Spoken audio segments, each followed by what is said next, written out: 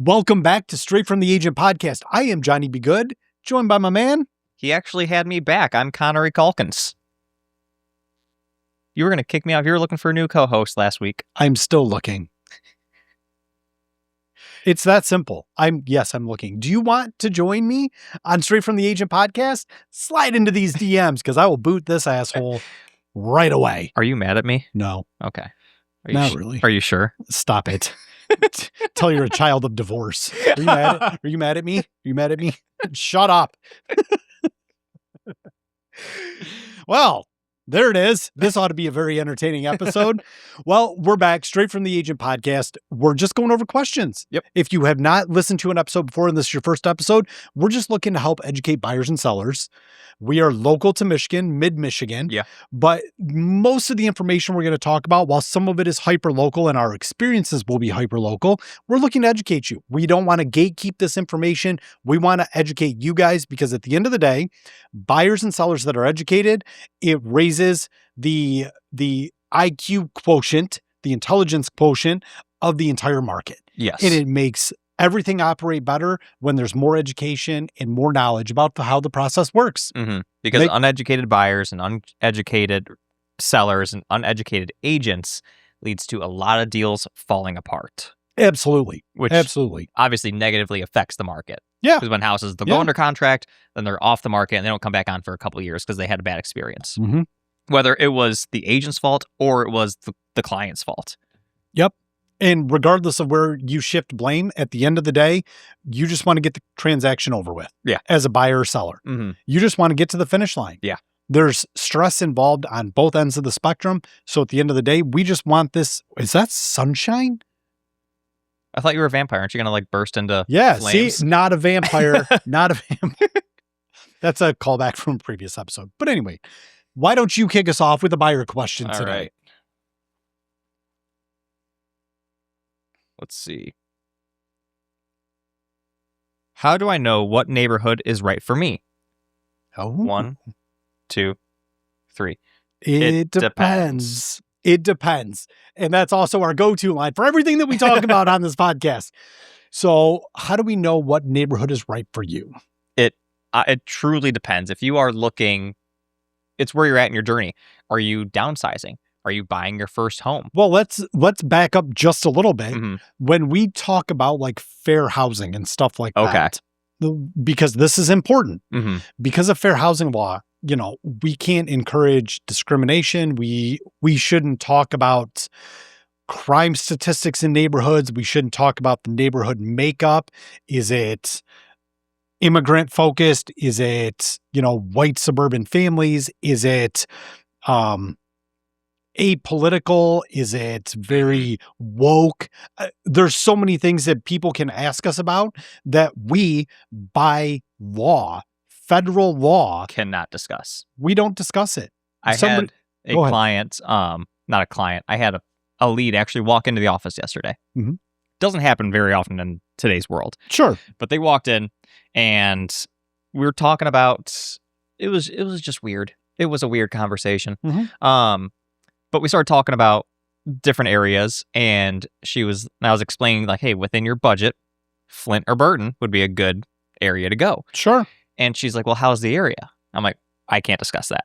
My best recommendation is to go online and do your own research and see if this is an area that you'd like to move to. Right. Well, and one of the things that you can do is you can get on your phone, you can get on your desktop, computer, iPad, whatever. Mm-hmm. You can look up crime statistics. Yeah. You literally just say crime statistics inside of Google. It's going to pull up some websites and then you can get hyper-focused, whether it's a zip code, whether you draw a little map around a certain area, and you can look at that information. We as agents, we aren't trying to not give you information.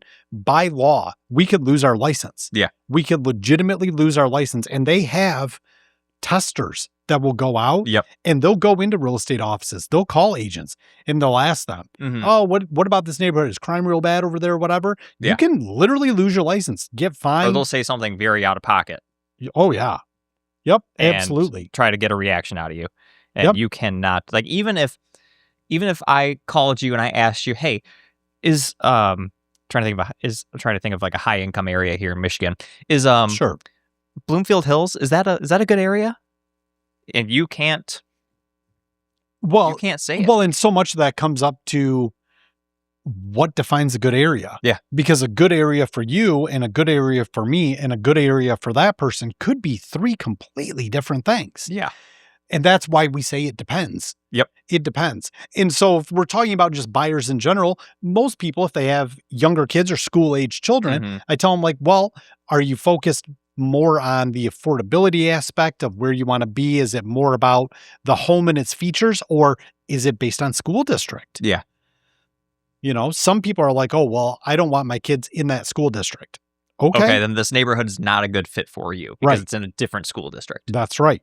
So we can ask questions to help you make that determination, but we can't necessarily give you specific information about that. Yeah. You know, if somebody, because again, protected classes, one of those protected classes is like age. And I've had clients ask me, are there a lot of like kids in this neighborhood? No idea. Yeah. They're like, well, can you find out? No. Yep. Well, how can we find out? Well, I would recommend, if it's during the school year, why don't you park in the subdivision somewhere? Yeah. And just don't look creepy. Yeah, don't do your best to not look creepy. But like maybe you look and see when the school buses are tooling around or show up in the evening on a nice evening and see drive if around kids the neighborhood. Outside playing. Drive see around the neighborhood families. All times of day and night and just see, kind of get a feel for it. Or talk to the neighbors. You can go knock on somebody's door. Hey, I'm thinking about moving into this neighborhood. Just wanted to see what you thought about it. Yeah. You know? I mean, it's great. I mean, likelihood that I would ever have a buyer do that, I would die if somebody actually did that, because to me, that is so outside the realm of possibility. I would never do that. But maybe somebody would be like, yeah, I'll go knock on the neighbor's door. I don't care. I got a deal from doing that. I mean, I've had a couple of deals come from door knocking, but That's again, great. that's my kind of background was door-to-door sales. But realistically, I always knew I hated you. Door-to-door sales. I know. It's terrible. I'm just the worst. But I had an inspection on a condo, and I couldn't find the bylaws anywhere leading up to this. Agent didn't have them. It was just a nightmare. So I just went and knocked on the neighbor's door. Like, hey, I'm an agent. I have a buyer next door who's doing a home inspection. Sure. Do you have a copy of the bylaws? They gladly gave it to me. That deal ended up not panning out, or that client, but I got to sell their house on Houghton Lake for $355, I think. Wow. Like, that's great. It worked out just talking to the neighbors. I'm working with their granddaughter right now. No, see, you can't beat that. Yeah. You can't beat that. Just be personable. Don't but again, it's different when you're going and just asking a question compared to trying to sell something right at the door. Right. Of course. Of course. But at the end of the day, so much of it, and most buyers nowadays, because there's so much technology that's available and ways in which the consumer can do their research before they even talk to an agent, before they talk to a mortgage broker, whatever that is, they can do a tremendous amount of research, whether it's in Zillow, whether it's on Trulia, whether it's homes.com. You can get neighborhood reports. You can ask me, I can run you neighborhood reports that we have a lot of data that's been coalesced and we have access to that isn't publicly available. Yeah. I can give you neighborhood reports, but it's probably not going to speak to the things that you're inquiring about specifically. Exactly. So if you're looking about crime statistics or you want to know about the schools, got to do a little bit of legwork. And kind of going a brand, we'll keep this short, but kind of going off on a tangent here. I was at a showing the other day, and the client's parents were there as well, which is totally fine. If they want to join us, not against it, totally fine. But the dad asked, like, "Oh, are you sending listings to my kids, or are they sending it to you?" I'm like, it's a little bit of both. Like, it's if I spent all my time in front of my computer looking for properties for people, I wouldn't do it. I'd be out of business. Sure. Because I need to make money and get these people. And I basically explained that my job is to navigate the contracts and get their offer accepted. Right. It is not me sitting behind a computer looking for a house for them. Right. Because they have access to everything besides the MLS. All those houses are basically on Zillow and Redfin and Realtor.com anyways. Sure. But when the buyer is more educated, those are the best buyers that send you the houses. Hey, what do you think about this? I can go in, screen the house, see if it's legitimate, if there's any noted problems on the disclosures, all that sort of jazz. Course. And it just saves everyone time. Right. Well, and we have the ability, whether it's through our own websites or even inside the MLS specifically, that allows us to send potential properties of interest. Yeah. And we can cast a wide net. Yeah. But I would rather, if you were one of my buyers, I'd rather send you 15 houses and then you get back to me, these are the 2 we want to see. Yeah. So I'll cast a wide net, but you can do a lot of the same stuff. And this is what I tell people back in the day. Yeah. This was before my time, before you were probably even born, but it used to be like a book. Yeah. That you would have to go through. That was your own MLS. They'd print everything off like either in that morning or it was like once a week. month, right? Once a month, once a week. I don't know. This was, again, before my time. But you used to have to like look through the book. Yeah. To get all this. Well, now so much of the information is available and syndicated online. Yeah. And you hit the nail right on the head. Where we shine as agents is our ability to shepherd the deal forward. Yes. To set you up for the most success of getting your offer accepted, navigating the home inspection, the diligence phase, all of that stuff, and then working with title, working with lenders, working with everything else to get you to the finish line. Yeah. So, and I tell people all the time, like, my ability to show you a home is great. And we talked about in a previous episode, looking for those certain things that might be red flags. Yeah. But at the end of the day, I'm a glorified door opener when we go to showings. Yeah. So we can talk about things, we can discuss things. This allows you guys to have that gut feeling. Yeah. I tell buyers all the time, I can't choose this house for you. Yeah. You've given me your must-haves or can't have this. That's great. But the flip side of that is you have to do a gut check as the buyer when you walk in. This feels like home. Yeah. This feels like the one.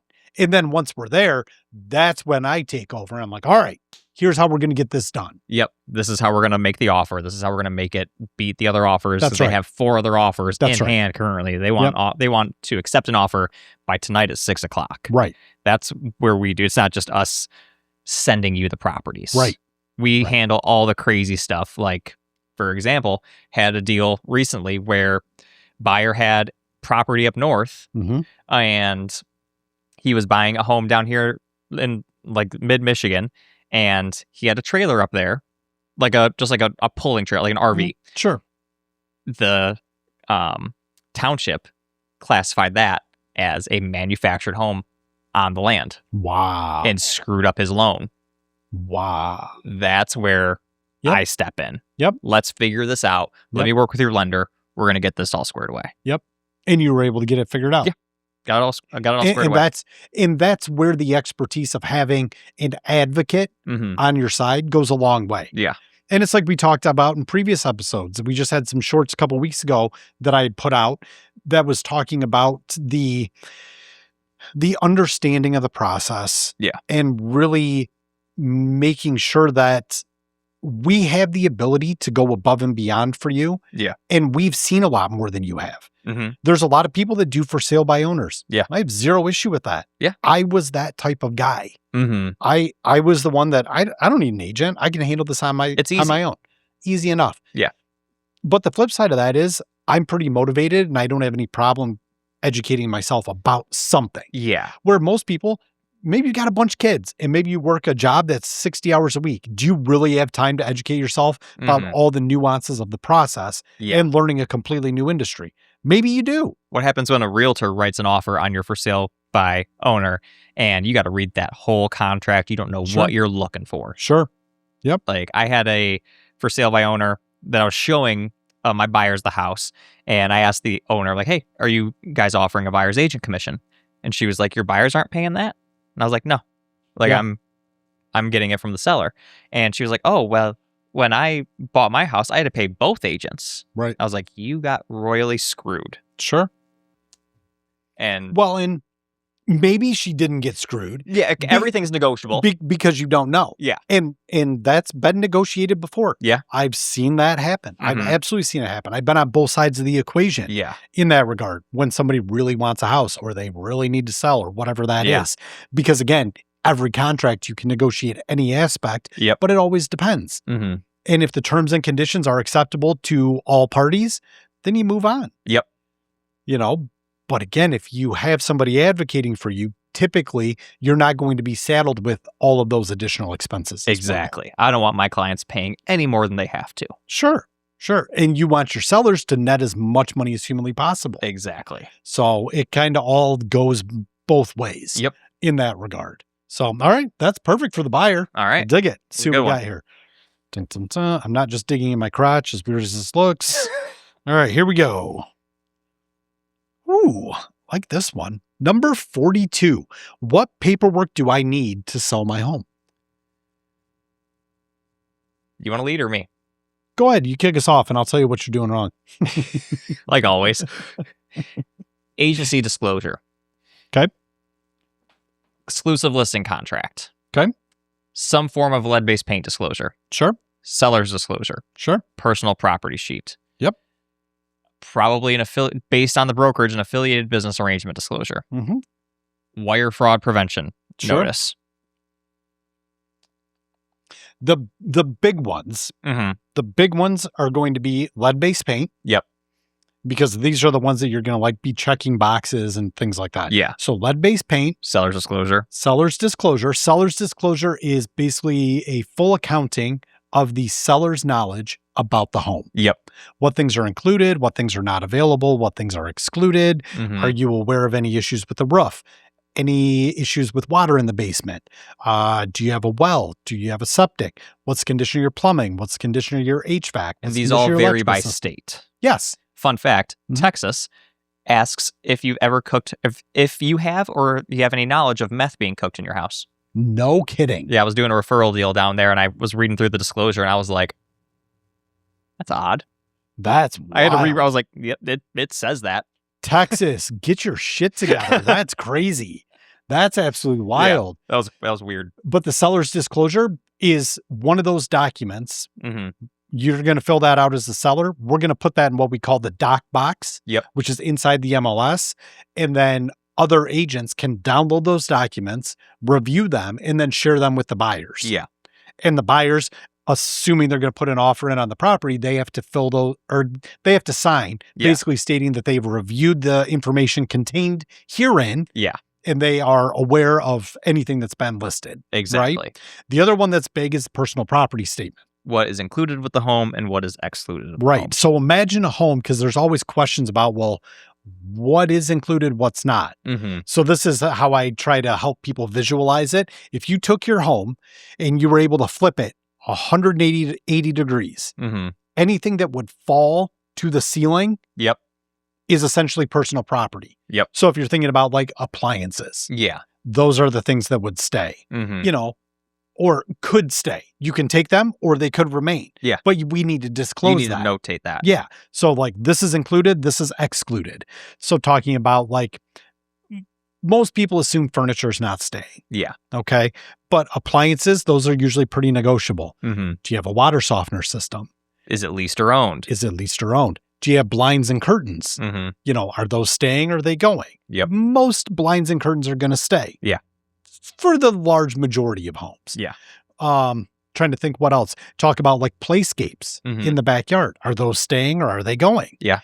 That's another big one. Mhm. You look at shelves in the garage. Yep. That aren't actually fixed to the wall. Are those staying or are those going? That's why you'd rather just share more like as much information as you possibly can, because it makes the deal so much easier. Transparency. Because when you get to closing and I've experienced this, I thought this was staying, then everyone's pissed, and Yep. it's not a good experience for anybody. Nope. So just put as much information as you possibly can on there. Well, and I think the clear communication between all parties Mhm.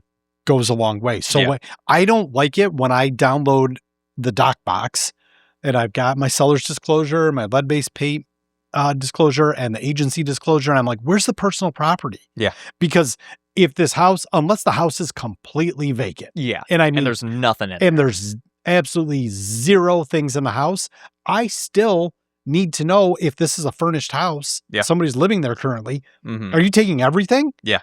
Because if you're taking everything, that's fine. Yeah, but we just need to know. We need to understand that. But again, all that stuff can be negotiated. If Yeah, of course. the refrigerator is not included, but the buyers really need a refrigerator, you can always ask for it. All they can say is no. Now let's talk about the agency disclosure. Sure. What is an agency disclosure? So there's a number of different documents that have come to light in the past 12 to 18 months that we're required to sign. But as we're talking about the sell side, okay, there is an agency disclosure that every client should have signed. Yeah. And that agency disclosure is a disclosure of the relationship that we as the agent, along with the brokerage, have with the seller. Yeah. So in this case, are we going to work as their exclusive agent? Yep. If I am the seller's agent, but I also find a buyer, do I have the ability to operate as a dual agent, fully disclosed, working on behalf of both parties? So that's an option. Yep. Are you working as a designated agent or a non-designated agent? And so that has to do with how the brokerage is set up. Because if you're not a designated agent, you and I could not do a deal together.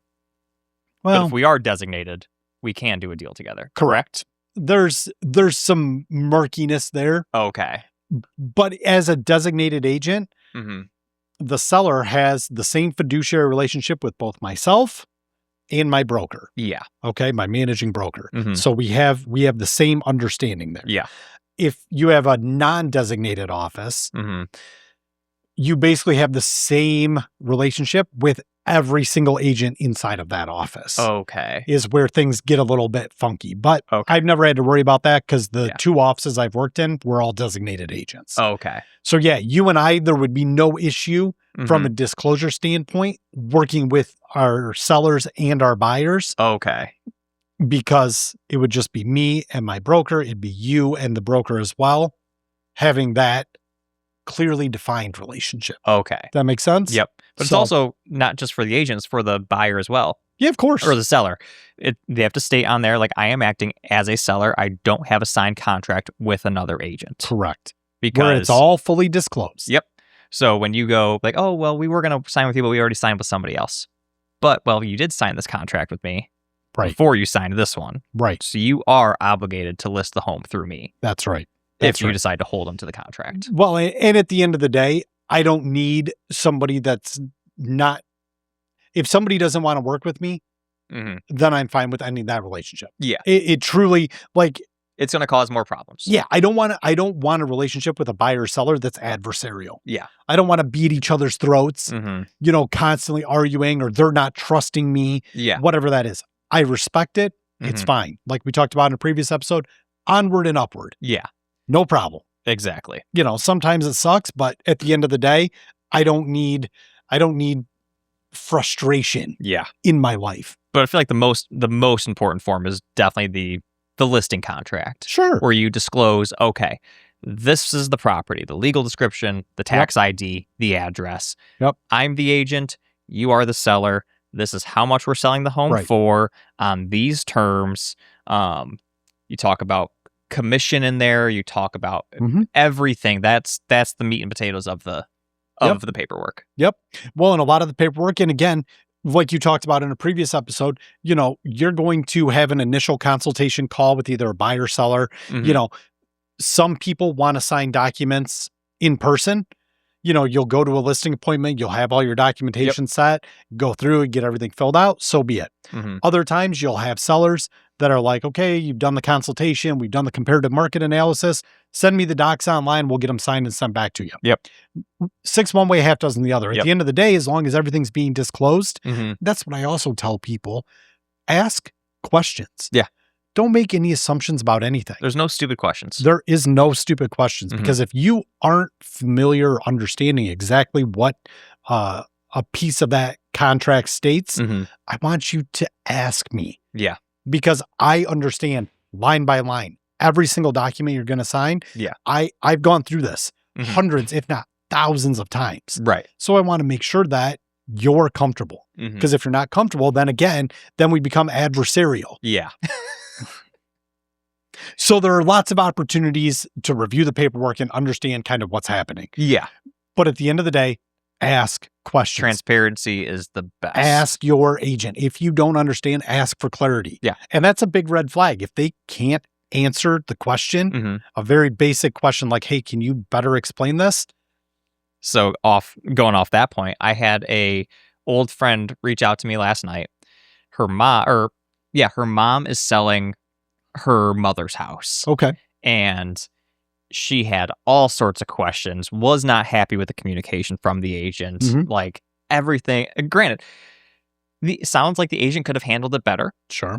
But everything he was saying was true. Yeah. Like I explained what closing an escrow means. It's not the end of the world. It happens all the time. Yep. I explained what a few other things actually meant, and it made sense to her. But at the end of the day, it was that agent did not explain everything, and it caused the family to get because it was an estate sale, caused the family to get really upset with that agent. Sure. And it probably is going to affect any repeat and referral business. Yeah, of course. But just take the time to explain everything. That's right. That's right. Well, and it goes back to transparency and communication. Yes. And I know that we've harped on that. I've harped on that, but that's how I need to run my business. And I've had a few deals that have fallen apart the past several years. And a lot of it has come down to poor communication on my end, on the other agent's side, on my client's side. And you know what? All I can do is get better from those opportunities. Oh, yeah. Yeah, things are going to go tits up. Things are going to go sideways. When that happens, you just keep pushing forward. 100%. You know, and you have to be able to learn from it. Oh, yeah. I mean, it's just like if you screw up at your job, you're going to learn and get better. Yes. If you screw up in a sport, you're going to learn and get better. It's the That's same right. thing with real estate. You can always get better. And when you get better, you make more money, which is awesome. Yep. Exactly. Exactly. All right. So as we finish this episode, let's go with one of my favorite Reddit questions of all time. Okay. From all the AMAs that I've ever watched or read, it's so much fun. Would you rather fight 100 duck-sized horses or one horse-sized duck? All right. Give me a second to mull this over. Okay. Great. Why don't you take 30 seconds? We'll just sit here in silence on a podcast. Say it again. 100 duck-sized horses or one horse-sized duck? Yeah. I'm going to go... I'm going to go one horse-sized duck. That's crazy talk. Yeah. Because, I mean, if it it's doesn't have arms, it can't really... Can ducks fly?